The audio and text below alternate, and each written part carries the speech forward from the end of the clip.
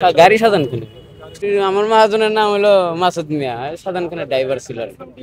গাড়ি সাধন খুলে আহাদ এন্টারপ্রাইজের এই গাড়িটি সাবেক এমপি আওয়ামী লীগের এমপি যে প্রভাবশালী শাহজাহান খান, সেই শাহজাহান খানের এই গাড়িটি এটির 2023 সালে সকল কাগজপত্র ফিটনেস সহ সকল কাগজপত্র কিন্তু ফেল হয়ে গিয়েছে এবং এই গাড়িটিকে এই মুহূর্তে সেনাবাহিনী আটক করেছে এবং আটক করে যাত্রীদের থেকে যে অতিরিক্ত ভাড়া নেওয়া হয়েছিল এই কারণে আটক করার পরে সেনাবাহিনী দেখতে পায় যে আসলে এই গাড়িটির যে ফিটনেস সেই ফিটনেস কিন্তু শেষ হয়ে গিয়েছে এবং সেই ফিটনেস শেষ হওয়ার কারণে এই গাড়িটিকে ডাম্পিং করা হচ্ছে।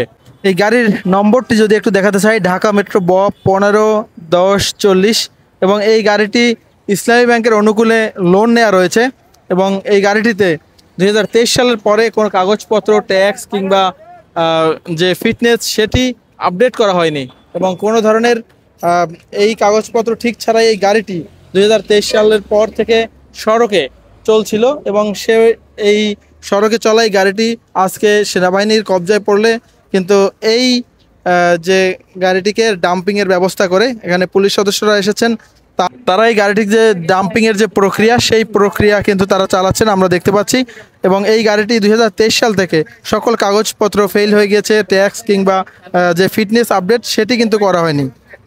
এই গাড়িটা হচ্ছে একটা হচ্ছে পুলিশ এবং সেনাবাহিনী, একটা যৌথ একটা চেকপোস্ট ছিল। তো সেনাবাহিনীর এখানে একজন ঊর্ধ্বতন কর্তৃপক্ষ আছেন, ক্যাপ্টেন ফাহিম স্যার আছেন। তো উনি গাড়ির কাগজ চেক করেছেন, গাড়ির কাগজে চেক করার পরে মানে যা উনি দেখতে পাচ্ছেন যে ওই গাড়ির মানে হচ্ছে যে আপনার যে মৌলিক যে কাগজগুলো ফিটনেস, ট্যাক্স টোকেন, তারপর হচ্ছে আপনার রেজিস্ট্রেশন, এগুলো নেই।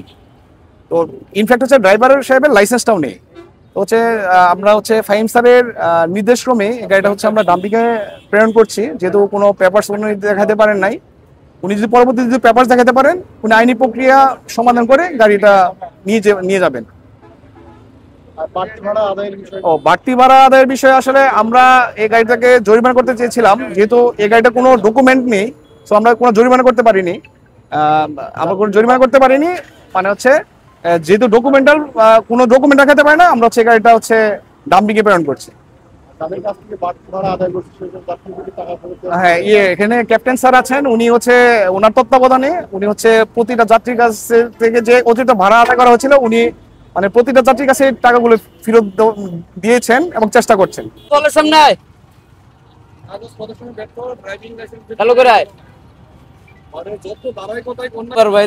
নামছে সে গাড়ি আর ধরতে পারে নাই, তারা ছুঁয়ে চলে আইছি গাড়ি নিয়ে বেলা করে এইটাই তো কইতেছে এমন করে। তারপরও আপনারা বারবার এইটাই বুঝাইতেছে সুপারভাইজার পলাইলে তো কইতে আমি পলাই গেছে।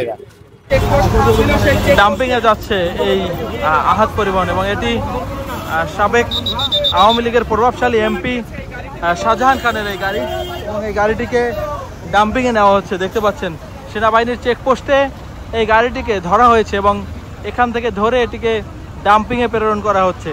এই মুহূর্তে এই গাড়িটির যে লিগ্যাল কাগজপত্র সেটি দেখাতে পারেনি, যার ফলে গাড়িটিকে ডাম্পিং এ প্রেরণ করা হচ্ছে। দর্শক দেখতে পাচ্ছেন এই মুহূর্তে আহাদ পরিবহনের এই গাড়িটি নিয়ে যাওয়া হচ্ছে।